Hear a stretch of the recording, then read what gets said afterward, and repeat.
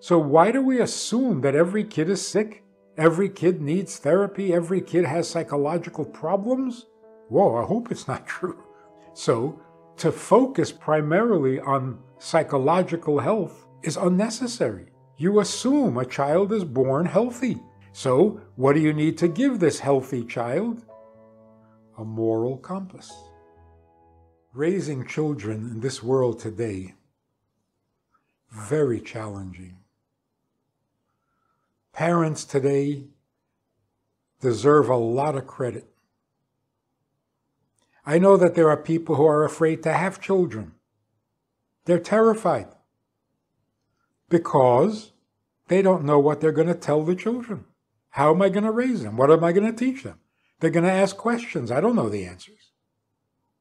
And so they'd rather not have children. That's pretty serious.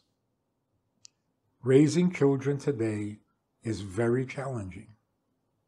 Primarily because the public opinion, the mood, the attitudes, the beliefs, or lack of belief, that is everywhere, is so negative, so valueless,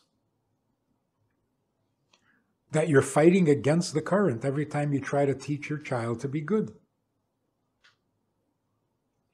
In fact, we live under the impression that parents' primary responsibility is to make sure that the children are psychologically healthy. Morality is secondary. The primary consideration is a healthy self-image,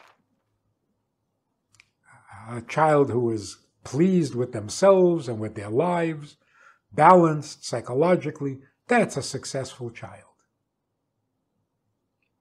There's only one problem with that.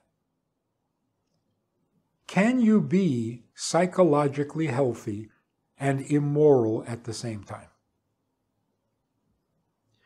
Or is morality really an indispensable part of sanity? So if you want a healthy child, you need to teach right from wrong. Not only happy versus depressed. You cannot have a happy person if that person is not morally clear, morally innocent. If the person doesn't feel right, then they don't feel right. So we're learning the hard way that morality, every mitzvah in the Torah, every commandment God gave, is essential to our well-being. Only a moral person can be a truly healthy person. I think that's pretty obvious. Because if your conscience bothers you, how can you possibly be healthy? And will your conscience bother you if you do something immoral? Yes, it will, even if you don't know that it's immoral. In other words, morality has a life of its own. Morality has a vibration of its own. If you do something immoral or sinful, it creates a negative vibration. You may not even be aware. Let's put it this way.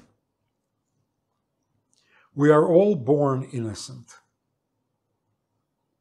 Innocence is our default position. It's our true nature. When we do something that is immoral or sinful, it disturbs that sense of innocence because it produces a negative vibration, a non-innocent vibration. In other words, what is forbidden is wrong even if you don't agree, even if you're not aware that you're doing it, even if you're not aware that it's wrong. If you swallow poison, it's going to harm you, whether you know it, you agree with it, you are aware of it or not. Sin is poison. It poisons your innocence, and the loss of innocence leaves you unhealthy, unnatural. So what is the opposite of guilt? And we all know guilt is terrible. Feeling guilty, putting guilt on someone, a guilt trip, ooh, terrible. It's a terrible thing to do to somebody. Okay, so guilt is terrible. What's the opposite? What's the alternative to guilt? Innocence. Not just not guilty. Innocence. Why is guilt such a terrible feeling? Because it's so unnatural. It goes against the natural innocence with which we are born. So there are many statements about what life is, what a human being is. We are born to struggle. We are born to accomplish. We are born to be innocent. And anything that poisons that leaves us unhealthy. It's not what we were born for. So, can we raise healthy children if we don't tell them right from wrong? No, you can't. A quick example. According to the commandment of honoring parents, a child is not allowed to sit in his father's chair or mother's chair, ever, no matter how old the child is. Out of honor, out of fear, you don't sit in your father's chair. The father who says to the child, "Oh, I'm not into that, I don't mind. My chair, your chair, it doesn't matter, sit wherever you want." If the child then sits in his father's chair, will he suffer a loss of innocence? The answer is yes. Yes, he will. But he doesn't agree with it. He doesn't believe that it's a sin. He doesn't believe that it's wrong or inappropriate. And the father doesn't believe that it's inappropriate. And the father gave permission. He will feel bad anyway. And one of the ways that it'll express itself is in a loss of confidence and a loss of self-esteem, coming from a loss of identity. When we don't know who we are, how could we be happy with what we are? If you can sit in your father's chair, if you can call your father by his first name, if you can talk to your father as if he was your friend and no different, are you someone's son? Do you have a father? Are you part of a family? Who are you? The child who sits in his father's chair, even with father's permission, will suffer a loss of identity. A loss of identity is the beginning of a downhill slide. You don't know who you are, you're not happy with what you are, you're not content doing what you're doing. You start to question everything about yourself. I think if you're familiar with the song in Fiddler on the Roof, the song Tradition, the papa knows what a papa is, and the mama knows what a mama is, and the daughter knows what it means to be a daughter, and a son knows what it means to be a son. Is that a moral description? Is that a psychological description? Is that a medical description? Is that a social description? Yes. And it's also a religious description. It's all of the above. So we're making a terrible mistake in thinking that morality and sanity can exist separately, without each other. They can't. The next step is, if we need both, which one do we focus on primarily? What is the first obligation of parents? The psychological or the moral? Psychological problems need not exist. Not every child has psychological problems. When there are problems, like a medical problem, you consult a doctor, you go for healing. But if you're not sick, don't take medicine. If it's not broken, don't fix it. So why do we assume that every kid is sick? Every kid needs therapy? Every kid has psychological problems? That's not true. It's not. Whoa, I hope it's not true. So, to focus primarily on psychological health is unnecessary.